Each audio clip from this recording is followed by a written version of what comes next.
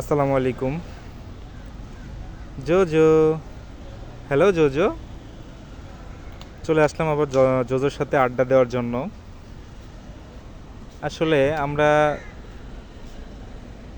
সবাই মনে করি যে একটা আমাদের বাসায় পোষা পাখি থাকবে, সে পাখিটা কথা বলবে, উড়ে উড়ে ঘাড়ে বসবে। আসলে ভাবতে অনেক ভালো লাগে,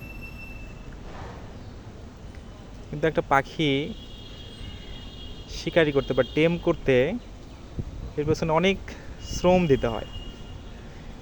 এই ছোট বাচ্চাটাকে একদম জিরো বাচ্চা থেকে যে বড় করতে হ্যান্ড ফিড করতে হয়, অনেক দিকে খেয়াল রাখতে হয়। বেশি খাবার খেয়ে ফেললো কিনা বা বেশি খাবার দিয়ে দিলাম কিনা। তারপরে এই প্রথমে এই বাচ্চাটার গায়ে লোম থাকে না, সেক্ষেত্রে মশা যদি কামড়ায় সেক্ষেত্রে পাখিটাকে বাঁচানো যায় না।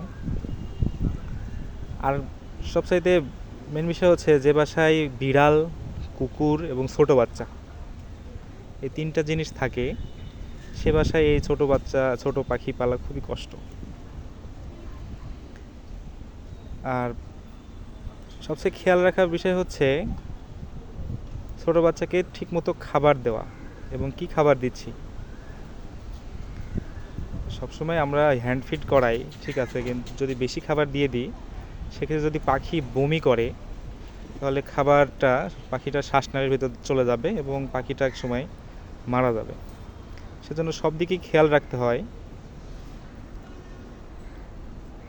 পাখিটা আমার পাখিটা যখন নিয়ে আসি তখন একদমই লোম ছিল না, কেবলমাত্র চোখটা ফুটেছে আর কি সে সময় নিয়ে আসা। তখন থেকে আমি হ্যান্ড ফিড করাচ্ছি এবং পাখিটার একটা নামও রেখেছি, জোজো। জোজো, সে এখনই অনেক রেসপন্স করে, জোজো বলে ডাকলে হাতে আসে। যখন খাবার দিই তখন অনেক ডাকাডাকি করে। মেন বিষয় হচ্ছে আমি যখনই বাইরে থেকে বাসায় ফিরি, মানে ও কী করে যেন বুঝতে পারে, ও ডাকাডাকি শুরু করে।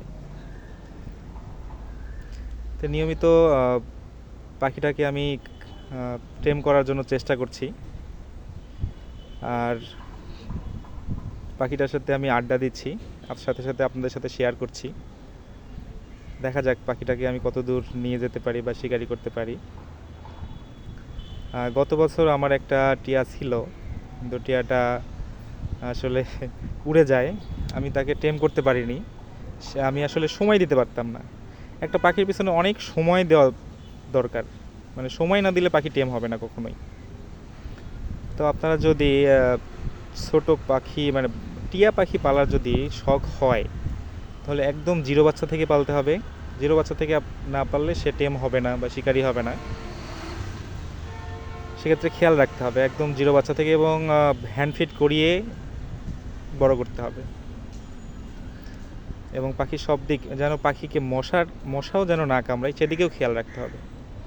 পাখির যখন লোম থাকে না গায়ে তখন প্রচুর মশা কামড়ায় থাকে, এবং মশা কামড়ালে সে পাখি বাঁচবে না। সেজন্য সব দিকে খেয়াল রাখতে হবে। জোজো, এখন জোজোর লোম উঠছে এবং সে খুব রূপচর্চায় ব্যস্ত থাকে। সবসময় পাখাগুলো পরিষ্কার করবে, খাবার যদি লেগে যায় তাহলে সে পরিষ্কার করবে, ঝাড়াঝাড়ি করবে।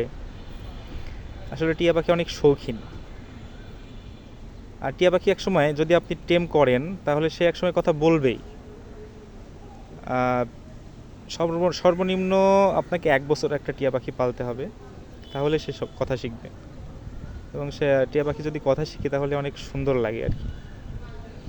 তো আপনাদের সাথে জোজোর ভিডিও শেয়ার করছি, অবশ্যই আপনারা দেখবেন এবং কমেন্ট করবেন, লাইক করবেন, শেয়ার করে দেবেন এবং আমার পেজটাকে ফলো করে দেবেন। তো অনেক কথা হলো জোজোর বিষয়ে, জোজোকে জানালাই বসিয়ে দিই। আসলে যেটুকুই ফ্রি সময় পাই জোজোর সাথে শেয়ার করার চেষ্টা করি আর কি। তো সবাই ভালো থাকবেন। আমি আর জোজো আপনাদের কাছ থেকে বিদায় নিচ্ছি। জোজো, চলো রেখে আসি তোমাকে, চলো চলো চলো চলো চলো। ঠিক আছে, সবাইকে ধন্যবাদ।